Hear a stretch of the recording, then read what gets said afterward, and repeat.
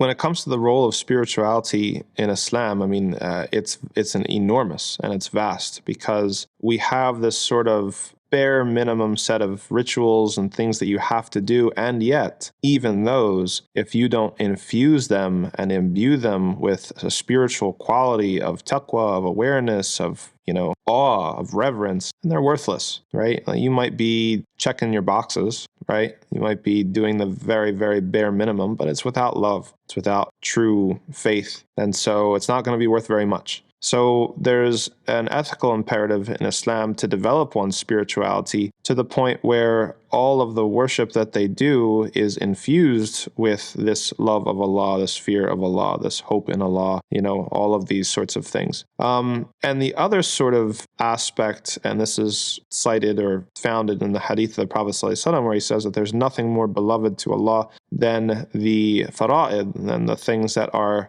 the obligations. Okay, so that makes us not put the cart before the horse and get involved with all these sorts of extra things at the expense of the obligations. However, the next thing that he says, alayhi salatu wasalam, is that after those are taken care of, then the worshiper, they continue to draw closer to Allah subhanahu wa ta'ala with that which is extra, okay, the things that aren't required. And so when it comes to prayers and fasting and dhikr and, all these sorts of, there's categories of worship, and there are some that are rather open-ended in the sense, I'm not saying you can do whatever you want, but they are much more open-ended in the sense that there's a lot of room to grow and inhabit them. Right? So obviously, the best dhikr is the Quran and the dhikr of the Prophet sallallahu alaihi wasallam. But the times and situations in which you're doing dhikr, Aisha radiallahu anha said that the Prophet sallallahu alaihi wasallam would make dhikr in every situation, right? And so there's a lot of room to grow, right? There's a lot of room to kind of fill up your time with these sort of extra sort of avenues of worship. Charity, worshiping with your money is another avenue. And one's spirituality is developed by going above and beyond and filling up their lives and making their activity and their attention and their care put in these avenues that are